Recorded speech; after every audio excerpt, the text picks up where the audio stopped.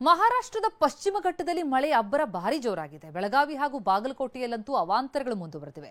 ಗದಗ ಮತ್ತು ಬೀದರ್ನ ರೈತರು ಬೆಳೆ ಕಳ್ಕೊಂಡು ಕಂಗಾಲಾಗಿದ್ದಾರೆ. ಮತ್ತೊಂದು ಕಡೆ ಉತ್ತರ ಪ್ರದೇಶ ಹಾಗೂ ಉತ್ತರಾಖಂಡ್ನಲ್ಲೂ ನದಿಯ ಅಬ್ಬರಕ್ಕೆ ಪ್ರವಾಹದ ಪರಿಸ್ಥಿತಿ ನಿರ್ಮಾಣವಾಗಿದೆ.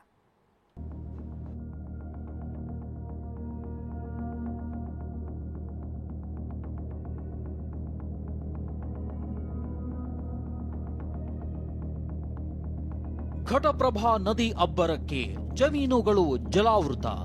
ಎಲ್ಲಿ ಕಣ್ಣಾಯಿಸಿದ್ರೂ ನೀರು, ಕೆರೆಯೋ ಜಮೀನು ಒಂದೂ ಗೊತ್ತಾಗದಂತ ಈ ದೃಶ್ಯ ಕಂಡು ಬಂದಿದ್ದು ಬೆಳಗಾವಿ ಜಿಲ್ಲೆ ಗೋಕಾಕ್ ತಾಲೂಕಿನ ಉದಗಟ್ಟಿ ಗ್ರಾಮದಲ್ಲಿ. ಮಹಾರಾಷ್ಟ್ರದ ಪಶ್ಚಿಮ ಘಟ್ಟದಲ್ಲಿನ ಮಳೆ ಬೆಳಗಾವಿ ಜಿಲ್ಲೆಯನ್ನ ಹೈರಾಣು ಮಾಡಿದೆ. ಅನ್ನದಾತರು ಕಷ್ಟಪಟ್ಟು ಬೆಳೆದಿದ್ದ ಕಬ್ಬು, ಮೆಕ್ಕೆಜೋಳ ಹಾಗೂ ಸೋಯಾ ಬೆಳೆಗಳು ಜಲಾವೃತವಾಗಿ ಬಿಟ್ಟಿವೆ. ಇಷ್ಟೇ ಯಾಕೆ, ಘಟಪ್ರಭಾ ನದಿ ನೀರು ಉದಗಟ್ಟಿ ಗ್ರಾಮವನ್ನ ಸುತ್ತುವರಿದಿದ್ದು 40 ಮನೆಗಳು ಜಲಮಯವಾಗಿವೆ. ಪರಿಸ್ಥಿತಿ ಹೆಂಗೆ ಸರ್? ಏನಿಲ್ಲ ಅಂದ್ರೆ ಒಂದು 50 ಮನೆ ಈಗಾಗಲೇ ಮುಗಿದವ್ರಿ. ಇನ್ನೂ ಬರಾಕೈತ್ರಿ, ಇನ್ನೂ ಮುಳುಗೋ ಚಾನ್ಸಸ್ ಐತ್ರಿ ಸರ್. ಈಗ ಈಗಾಗಲೇ ನಮಗೂ ಗಂಜಿ ಕೇಂದ್ರಕ್ಕೆ ಹೊಂಟಿದ್ರಿ ಸರ್.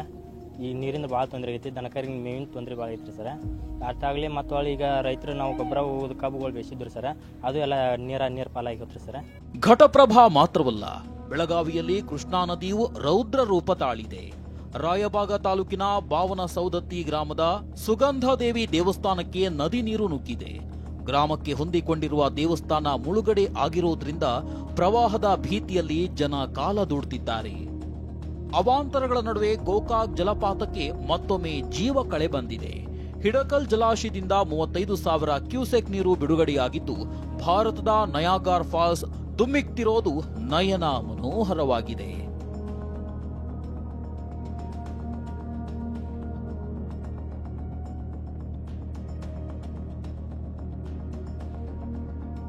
ಗ್ರಾಮಕ್ಕೆ ನುಗ್ಗಿದ ನೀರು, ಕಾಳಜಿ ಕೇಂದ್ರಕ್ಕೆ ಜನ. ಘಟಪ್ರಭಾ ನದಿ ರಣಾರ್ಭಟಕ್ಕೆ ಬಾಗಲಕೋಟೆ ಜಿಲ್ಲೆ ಮುಧೋಳ ತಾಲೂಕಿನ ಮಿರ್ಜಿ ಗ್ರಾಮದಲ್ಲಿ ನೆರೆ ಪರಿಸ್ಥಿತಿ ನಿರ್ಮಾಣವಾಗಿದೆ. ನವನಗರ ಫ್ಲಾಟ್ಗೆ ನದಿ ನೀರು ನುಗ್ಗಿದೆ. ಈ ಗ್ರಾಮಸ್ಥರು ತಲೆ ಮೇಲೆ ಗಂಟು ಮೂಟೆ ಹೊತ್ತು ಕಾಳಜಿ ಕೇಂದ್ರದಲ್ಲಿ ಆಶ್ರಯ ಪಡೆದಿದ್ದಾರೆ. ಘಟಪ್ರಭಾ ನದಿ ಉಕ್ಕಿ ಹರಿತಾ ಇದೆ, ಅಲ್ಲಿ ಪ್ರವಾಹ ಸೃಷ್ಟಿಯಾಗಿರುವಂತದ್ದು. ಏನು ನೀರು ಎಷ್ಟು ಮಟ್ಟಿಗೆ ಬಂದಿದೆ ಅಂತಂದು ಅಂದ್ರೆ ಪ್ರತಿಯೊಂದು ಮನೆಗೂ ಈಗಾಗಲೇ ನೀರು ನುಗ್ಗುವಂತಹ ಸಾಧ್ಯತೆ ಏನು ಕಡಿಮೆ ಇಲ್ಲ. ಈಗಾಗಲೇ ಮನೆ ಮುಂದೆ ಬಂದು ನೀರು ನಿಂತಿರುವಂತದ್ದು. ಅಂತಹ ಒಂದು ನೀರಿನಲ್ಲಿ ತಮ್ಮ ಮನೆಯಲ್ಲಿರುವಂತಹ ಸಾಮಾನು ಸರಂಜಾಮುಗಳನ್ನು ತೆಗೆದುಕೊಂಡು ಇಲ್ಲಿನ ಜನರು ಸುರಕ್ಷತಾ ಸ್ಥಳಕ್ಕೆ ತೆರಳುತ್ತಾ ಇರುವಂತಹ ದೃಶ್ಯವನ್ನು ಕೂಡ ನಾವು ಇಲ್ಲಿ ತೋರಿಸ್ತಾ ಇದೀವಿ. ಮತ್ತೊಂದೆಡೆ ಮುಧೋಳ ಯಾದವಾಡ ಘಟಪ್ರಭಾ ಸೇತುವೆ ಕೂಡ ಜಲಾವೃತವಾಗಿದೆ. 3 ತಿಂಗಳು 8,000 ಹೆಕ್ಟರ್ಗೂ ಹೆಚ್ಚು ಬೆಳೆ ಹಾನಿ. ಬೀದರ್ ಜಿಲ್ಲೆಯಲ್ಲಿ ಮಳೆರಾಯ ಅವಾಂತರಗಳನ್ನೇ ಸೃಷ್ಟಿಸಿದ್ದಾನೆ. ಜೂನ್ನಿಂದ ಆಗಸ್ಟ್ವರೆಗೆ ಸುರಿದ ಮಳೆಯಿಂದ 8,000 ಹೆಕ್ಟರ್ಗೂ ಹೆಚ್ಚು ಬೆಳೆ ಹಾನಿಯಾಗಿದೆ. ಇಷ್ಟೇ ಅಲ್ಲದೆ ಜಿಲ್ಲೆಯಲ್ಲಿ 64 ಜಾನುವಾರುಗಳು ಮೃತಪಟ್ಟಿದ್ದು 189 ಮನೆಗಳು, 164 ಅಂಗನವಾಡಿ ಕೇಂದ್ರಗಳು ಭಾಗಶಃ ಹಾನಿಯಾಗಿವೆ. ಪ್ರವಾಹಕ್ಕೆ 106 ಎಕರೆ ಕಬ್ಬು ಬೆಳೆ ಜಲಾಹುತಿ. ಗದಗದಲ್ಲಿ ಮಲಪ್ರಭಾ ನದಿಯಿಂದ ಪ್ರವಾಹ ಸೃಷ್ಟಿಯಾಗಿದೆ. ನರಗುಂದ ತಾಲೂಕಿನ ವಾಸನ ಗ್ರಾಮ ಜಲಾವೃತವಾಗಿದೆ. 106 ಎಕರೆ ಕಬ್ಬು ಬೆಳೆ ಪೂರ್ಣ ಜಲಾಹುತಿಯಾಗಿದ್ದು ಹೊಳೆಯಂತಾದ ಜಮೀನು ನೋಡಿ ಅನ್ನದಾತರು ಕಂಗಾಲಾಗಿದ್ದಾರೆ. ಏನೆಲ್ಲ ಸಮಸ್ಯೆ ಆಗ್ತದೆ, ಇಳುವರಿಯಲ್ಲಿ ಏನು ಸಮಸ್ಯೆ ಮತ್ತು ಲಾಭದಲ್ಲಿ ಏನಾದರೂ ಕಡಿಮೆ ಆಗತ್ತಾ ಅಂತ?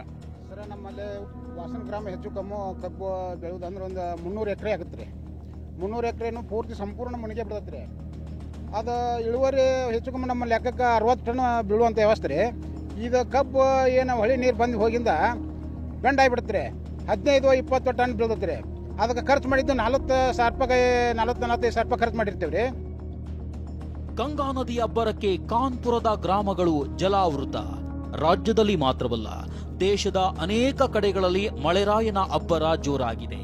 ಉತ್ತರ ಪ್ರದೇಶದ ಕಾನ್ಪುರದಲ್ಲಿ ಗಂಗಾ ನದಿ ಅಬ್ಬರಿಸಿ ಬೊಬ್ಬಿರಿಯುತ್ತಿದ್ದು ಕಾನ್ಪುರದಲ್ಲಿ ಪ್ರವಾಹ ಪರಿಸ್ಥಿತಿ ನಿರ್ಮಾಣವಾಗಿದೆ.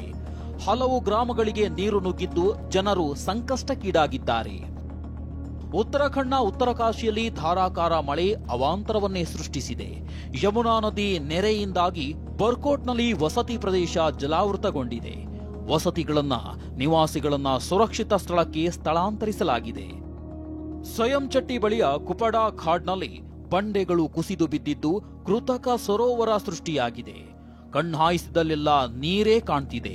ಯಮುನಾ ನದಿ ನೀರಿನ ಮಟ್ಟ ಗುರುವಾರ ಇದ್ದಕ್ಕಿದ್ದಂತೆ ಹೆಚ್ಚಿದ್ರಿಂದ ಹೋಟೆಲ್ಗಳು, ಮನೆಗಳಿಗೆ ನೀರು ನುಗ್ಗಿದೆ. ಸಯಾನ್ ಚೆಟ್ಟಿಯಲ್ಲಿ ಮಳೆಯಿಂದಾಗಿ ಮನೆಗಳು, ಹೋಟೆಲ್ಗಳು, ಶಾಲೆಗಳು, ಸೇತುವೆಗಳು ಜಲಾವೃತಗೊಂಡಿವೆ. ಎಸ್ಡಿಆರ್ಎಫ್, ಎನ್ಡಿಆರ್ಎಫ್ ಮತ್ತು ಸ್ಥಳೀಯ ಜಿಲ್ಲಾಡಳಿತವು 150 ಜನರನ್ನ ಸುರಕ್ಷಿತ ಸ್ಥಳಕ್ಕೆ ಸ್ಥಳಾಂತರಿಸಿವೆ. ರಾಜಸ್ಥಾನದ ಅನೇಕ ಕಡೆಯೂ ಅವಾಂತರಗಳ ಸುರಿಮಳೆಯಾಗಿದೆ. ಕೆಲ ಕಡೆಗಳಲ್ಲಿ ಇಡೀ ಊರಿಗೆ ಊರೇ ಮುಳುಗಡೆಯಾಗಿದ್ರೆ ರಸ್ತೆಗಳು ಜಲಮಯವಾಗಿವೆ. Bureau report, ಟಿವಿ9.